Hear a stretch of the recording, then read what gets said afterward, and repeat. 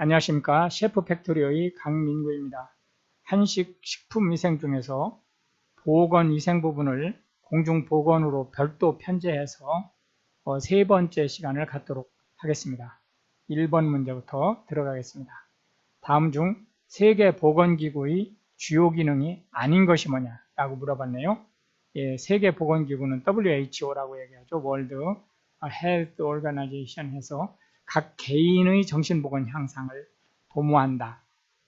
이게 개인이라는 말 때문에 문제가 되죠. 그래서 1번이 답이 되겠고요.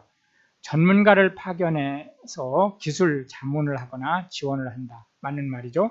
국제적인 보건사업을 지휘하거나 조정한다. 맞는 말이에요.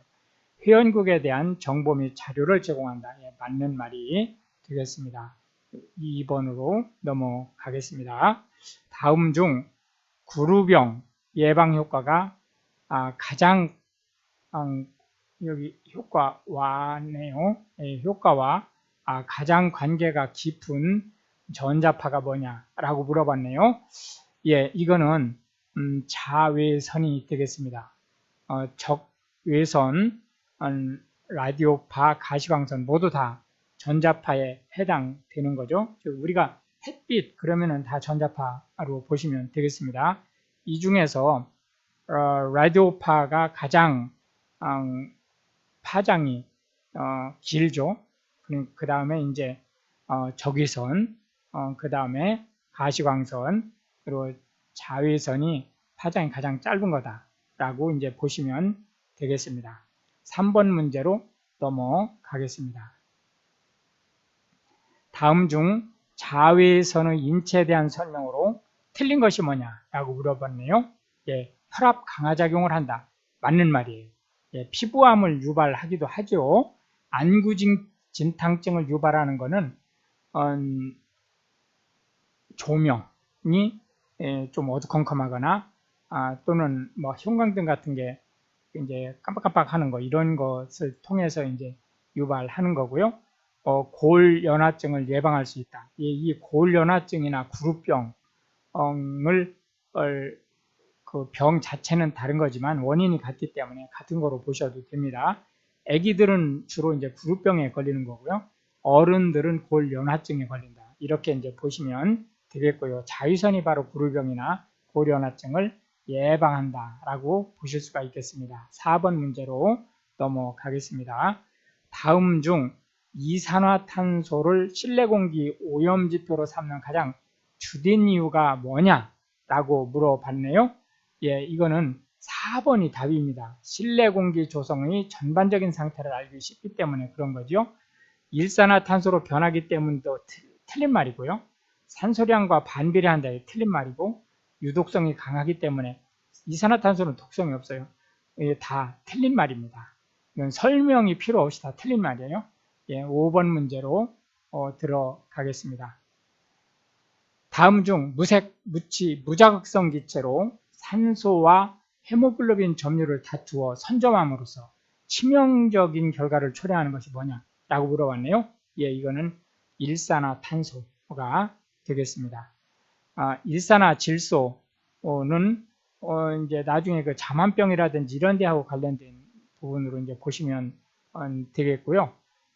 이산화탄소는 실제 무색무치 무자극은 맞는데 치명적인 가스는 아니죠. 아황산 가스는 통상 이제 우리가 대기오염 지표로 사용되는 가스다. 이렇게 보시면 되겠습니다. 6번 문제로 넘어가겠습니다. 다음 중 음용수, 먹는 물이란 뜻이죠. 수질 기준으로 옳지 않은 것을 물어봐서요. 색도는 7도 이상이어야 된다. 이 첫 번째 문제가 또 틀렸네요. 5도 이상, 5도 이하여야 돼요. 5도 이상이 아니고 이하여야 된다. 대장균은 100ml에서 검출되면 안 된다. 맞는 말이에요. 수수이온 농도는 5.8 이상 8.5 이하여야 한다. 맞는 말이죠. 이 수수이온 농도라는 말이 뭐죠? pH라는 뜻이에요. pH. 이걸 우리가 수소이온 농도로 번역하면 되죠. 소독으로 인한 잔류성 이외에 냄새와 맛이 있으면 안 된다. 맞는 말이에요. 이제 소독에 의한 냄새는 있을 수 있죠. 그러나 그 이외의 맛은 또는 냄새는 있으면 안 된다. 7번 문제로 넘어가겠습니다. 다음 중 상수 처리의 일반적인 순서는 뭐냐라고 물어봤네요. 상수 처리의 일반적인 순서는 취수, 도수, 정수, 급수, 배수 이런 처리를 하는데 그 중에 정수를 다시 세밀하게 보면 침사, 침전, 여과, 소독 이렇게 볼 수 있어요. 그래서 2번 문제, 2번 답안 침전, 여과, 소독이 답이 되겠습니다. 나머지 부분은 틀린 말이고요. 일단은 이제 예비 처리, 본 처리, 온이 처리만 얘만 이제 하수 처리 쪽에서 맞는 순서입니다. 그리고 나머지 부분은 이제 이런 절차를 거치는 그 처리가 없다고 보셔도 돼요. 그러니까 2번은 상수, 3번은 하수 이렇게 이제 보시면 되겠고 8번 문제로 넘어가겠습니다. 다음 중 하천의 DO가 부족한 원인으로 가장 타당한 것이 뭐냐? DO는 dissolved oxygen이라고 해서 이제 용존 산소라고 우리가 번역을 하죠. 이 DO가 부족하다는 얘기는 유기성 미생물 오염이 심하다라고 하는 말하고 같은 말이에요. 유기성 오염이 심하다는 얘기는 특히 가정하수가 이제 더 이제 문제가 되는 거죠. 그래서 가정하수나 공장 폐수 등에 의해서 오염되었다라고 볼 수 있다는 거예요. 홍수 여파가 아직 잔존하다. 홍수가 나서 큰 물이 나면 오히려 오염되었었던 물이 바다로 다 쓸려 나가버리니까 DO가 부족할 염려가 상대적으로 적죠. 날씨가 추워지면 하천수의 온도가 내려가죠. 그럼으로써 이제 미생물이 번식하기가 어려워지죠. 그러면은 DO가 충분해지죠. 중금속 오염하고 DO는 직접적인 관계가 없어요. 9번으로 넘어가겠습니다. 다음 중 정수 과정의 응집에 대한 효과와 거리가 먼 것이 뭐냐라고 물어봤네요. 응집이라는 게 뭐예요? 이게 이제 그 상수의 특수 처리 방법 중에 하나예요. 전기적 중화나 가교작용, 체거름 이런 거를 통해 가지고 화학적인 어떤 그 성분을 주로 써요. 그래 가지고 이제 부유물이라든지 또는 우리가 이제 콜로이드라고 얘기를 하는데 물 안에 보이든 안 보이든 떠 있는 것들을 잡아서 침전시키는 그걸 이제 응집이라고 해요. 이 효과가 거리가 먼 것이 뭐냐라고 물어봤네요. 세균수를 감소한다. 응집해서 세균수 감소시킬 수 있어요. 이미를 제거한다. 이것도 역시 마찬가지로 부유물 중에서 이게 이미라는 것이 맛이 이상한이라는 뜻이죠. 이상한 맛이 나는 그러한 분자들을 침전시킬 수 있어요.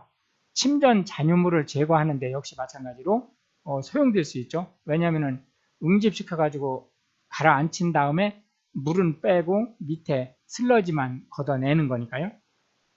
공기의 공급, 즉 산소의 공급과는 전혀 관계없는 거다. 아니요, 전혀 관계없다라고 얘기할 수는 없지만 직접 관계가 있는 건 아니다. 라고 얘기할 수 있겠고요. 10번으로 넘어가겠습니다. 다음 중 굴착, 차감 작업 등에서 발생하는 직업병이 뭐냐라고 물어봤네요. 결국은 굴착기나 차감기를 쓴다는 얘기는 진동을 많이 받는다는 뜻이죠. 그래서 진동에 의한 직업병을 얘기하는 거예요. 레이노드라고 이제 얘기할 수 있겠고, 잠안병은 잠수사라든지 항공 조종사 쪽에서 일어나는 거고요. 금속열은 이게 이제 우리가 이 금속열이라고 하는 이 말 때문에 무슨 열 경련이라든지 이런 걸 오해하기가 쉬운데 그건 아니고 예를 들자면은 납땜을 한다든지 이렇게 할 때 막 고온으로 그 쇠를 녹이고 이럴 때 그 녹는 쇠가 휴음이라고 해서 분진이 돼가지고 공중에 막 떠다녀요. 그럼 이것들이 이제 폐로 들어가면 이게 심각한 폐 질환에 이제 전이될 수 있거든요. 이제 그런 쪽입니다. 이제 공업 중독이라고 하는 거는 납수은, 크롬, 카드뮴 이런 이제 중금속이 이제 산업재해에 의해서 이제 중독되는 그런 것들을 얘기한다. 이렇게 말씀드릴 수 있겠습니다. 11번 문제로 넘어가겠습니다. 다음 중 감염병과 그 발생 원인이 잘못 연결된 것이 뭐냐라고 물어봤네요. 유행성 출혈열이 중국 얼룩말개목이다. 이 틀린 말이에요. 유행성 출혈열은 진드기, 이제 쥐도 이제 감염시킬 수 있어요. 그래서 이제 특히 이제 가을이라든지 이런 때 외부에 나가가지고 들판이나 산이나 이런데 누워 있으면 안 돼요. 특히 뭐 밑에 돗자리라든지 이런 걸 깔지 않는 상태에서 눕는 거 특히 더더군다나 이제 뭐 좀 덥다고 해서 옷을 이제 겉옷을 벗는다든지 이런 상태로 누워 있는 거는 아주 문제가 심각해질 수 있어요. 중국 얼룩날개 모기는 말라리아의 감염 원입니다. 임질은 이게 성병이죠. 예, 접촉 감염이죠. 장티푸스는 파리에 의해서, 일본리엄은 플렉스 속 모기에 의해서 맞는 말이 되겠습니다. 12번 문제로 넘어가겠습니다. 다음 중 작업 환경 조건에 따른 질병의 연결이 올바른 것이 뭐냐라고 물어봤네요. 예, 올바르지 않은 게 아니고 올바른 것을 물어본 거예요. 저기압은 잠한병이 아니고 고산병이죠. 예, 이 저기압은 고산병입니다. 그리고 고기압이 잠한병이죠. 이렇게 연결되는 거예요. 조리장은 열쇠약이 맞는 거죠. 예, 왜냐하면은 음식을 하다 보면은 엄청나게 더워질 수 있잖아요. 채석장은 주로 이제 분진에 의한 폐질환이나 아까 얘기했었던 그 레이노드 있죠? 레이노드병 그 진동에 그 채석을 하려면은 차감을 해야 되잖아요. 그러니까 이제 레이노드병에 걸릴 수 있죠. 소화불량은 주로 운전기사라든지 이런 분들이 걸리는 거로 보시면 되겠습니다. 13번 문제로 가시겠습니다. 다음 중 세균에 의해 감염되는 것이 뭐냐라고 물어봤네요. 예, 세균에 의해 감염되는 건 백일이에요. A형 감염, 홍역, 폴리오 다 바이러스가 원인이 된다라고 볼 수 있겠고요. 14번 문제로 넘어가겠습니다. 다음 중 공중보건상 관리가 가장 어려운 대상이 누구냐라고 물어봤네요. 예, 이 문제가 아차 하면은 이 잠복기 환자에다가 체크할 수 있어요. 왜냐하면은 건강보균자 그럼 이 사람이 건강한 것 같은 보균은 했는데 건강한 사람처럼 보이잖아요. 그래서 잠복기 환자에다 떡떡 하고 답을 할 수 있는데 그게 아니고 건강보균자가 답입니다. 건강보균자는 겉으로 볼 때는 건강한데 거꾸로예요. 겉으로 볼 때는 건강한데 균을 가지고 있어가지고 감염시키는 사람이에요. 네, 그래서 4번이 답이 된다라고 하는 것을 확인하고 넘어가 주시기 바랍니다. 15번 문제로 넘어가겠습니다. 다음 중 살모넬라균으로 인한 식중독에 대한 설명으로 바르지 않은 것을 물어봤어요. 달걀, 육류, 어육 가공품이 주요 원인이 된다. 맞는 말이죠? 예, 주로 통조림 등 산소가 부족한 음식에서 발생한다. 이 틀린 말이에요. 얘는 누구죠? 클로스트리디움 보툴리눔. 장내세균의 일종이다. 맞는 말이에요. 장내세균의 일종이라는 말이 무슨 말이에요? 예, 이게 소장이나 대장 쪽에 산다는 뜻이죠. 이제 특히 이제 소장하고 관련된 부분이지만 이 얘기는 무슨 얘기냐면은 소화기계 질환이란 뜻이죠. 주요 증상으로 급성 위장염이 있다. 맞는 말이죠. 16번으로 넘어가겠습니다. 다음 중 음료수의 오염과 가장 관계가 깊은 감염병이 뭐냐라고 물어봤네요. 예, 이거는 세균성 이질입니다. 즉 음료수의 오염과 가장 관계가 깊다라고 하는 것은 소화기계 전염성을 물어보는 거예요. 소화기계 감염병이 뭐냐라고 하는 거죠. 보균자의 분변으로 인한 식수 오염, 따른 감염을 지금 물어보는 거니까 세균성 이질이 되겠고요. 홍역, 백일해, 이거는 호흡기계 감염병이에요. 비말에 의해서, 그러니까 예를 들어서 이 말을 할 때 침이 튀긴다든지, 뭐 가래, 뭐 이런 것들에 의해서. 발진 티푸스는 유해곤충, 리케차에 의해서 감염된다. 이렇게 말씀드릴 수 있겠고요. 17번 문제로 넘어가겠습니다. 다음 중 살모넬라균에 의한 식중독에 대한 설명으로 틀린 것이 뭐냐라고 물어봤어요. 장티푸스균과 같은 속에 속하는 세균이다. 맞는 말이에요. 이게 살모넬라가 이게 속이거든요. 장티푸스는 살모넬라 속에 TP과에 속하는 거예요. 내열성이 강한 독소를 생성한다. 독소는 다 내열성이 강해요. 그러니까 이 말 자체는 맞는 말인데 문제는 살모넬라균이 감염형이라는 거예요. 감염형은 60도에서 한 30분 정도 가열을 하면 죽어요. 그러니까 2번이 틀린 말이죠. 내열성이 강한 독소, 예를 들어서 클로스트리디움 보툴리눔이라든지 항색 포도당 구균이라든지 이런 것들이죠. 그람 음성 간균으로 동식물계에 널리 퍼져 있다. 맞는 말이에요. 이거 설명 좀 이따 좀 해드릴게요. 생육의 저고는 섭씨 37도이고 섭씨 10도 이하에서는 거의 증식하지 않는데 맞는 말입니다. 그람 음성 균이라는 게 뭐냐? 우선 간균이라는 말은 이렇게 동그랗게 생기면 우리가 구균이라고 그래요. 황색 포도당 구균 이러죠. 이게 동그랗게 생겼다는 거예요. 모양이 현미경으로 보면 모양이 동그래요. 간균은 이게 일쭉하게 생긴 거예요. 이게 간균이에요.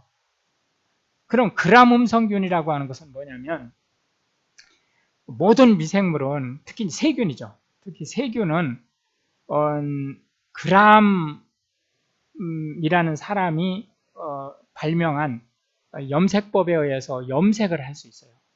그럼 그 염색을 했을 때 얘가 분홍색이냐 보라색이냐를 가지고 음성이냐 양성이냐를 이제 나누게 되는 거죠.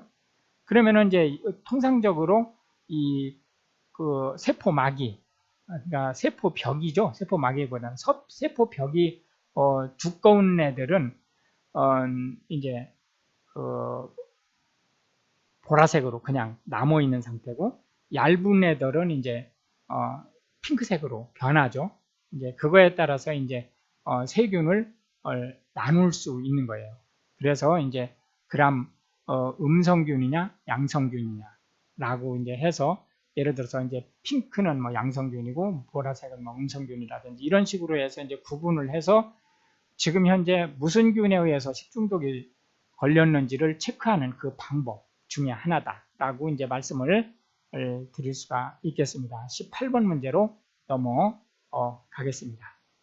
다음 중 잠복기가 하루에서 이틀로 비교적 짧고 수양성 설사를 동반한 제2급 감염병이 뭐냐라고 물어봤네요.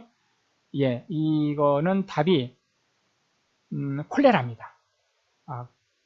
실제 장티푸스, 이질, 콜레라, 파라티푸스 다 2급 감염병이에요. 다, 네 가지가 다 2급 감염병인데 수양성 설사를 하고 잠복기가 짧은 건 콜레라예요. 예, 장티푸스는 급성 전신성 열이 나요.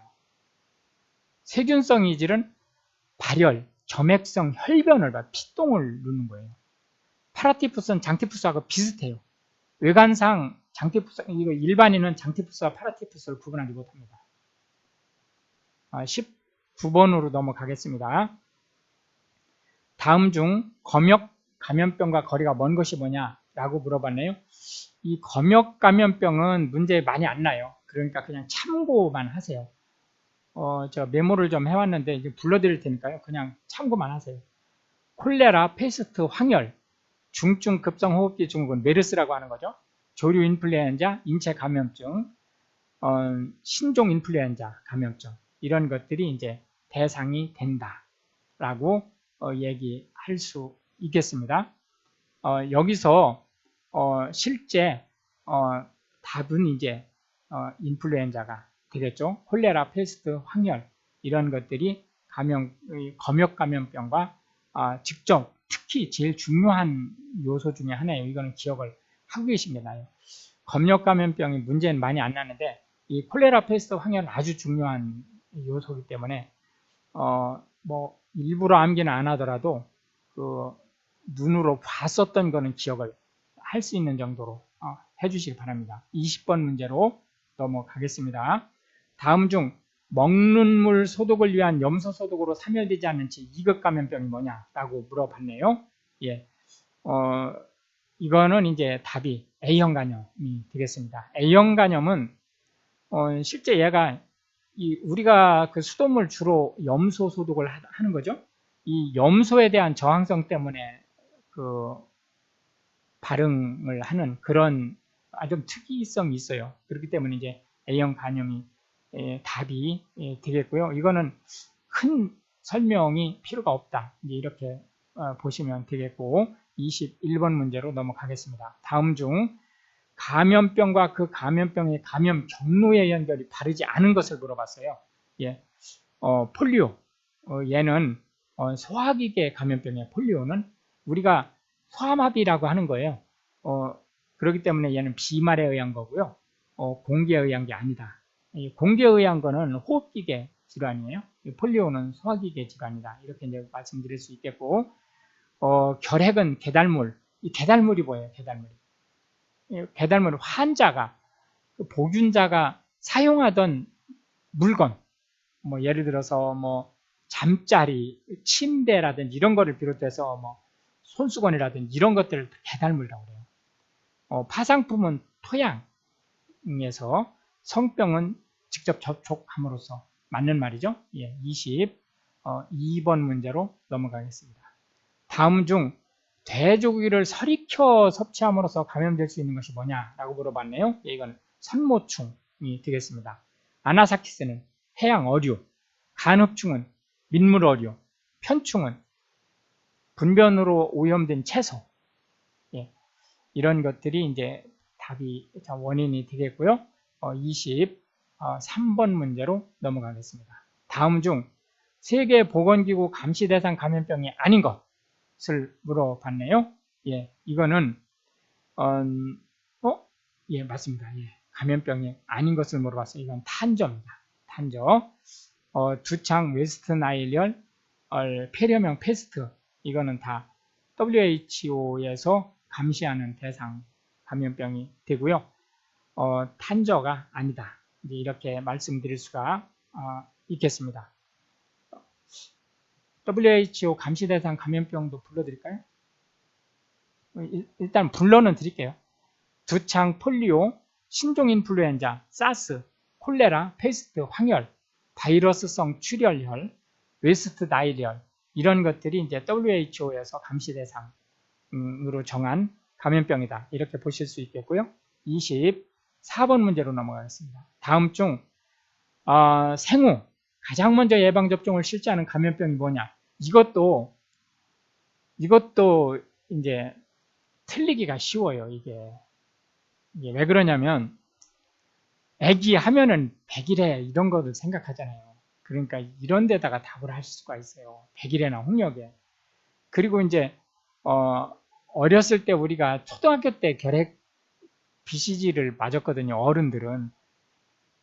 그래서 이제 이 결핵을 이제 좀 나중에 맞아도 되는 거로 착각하기가 쉬워요.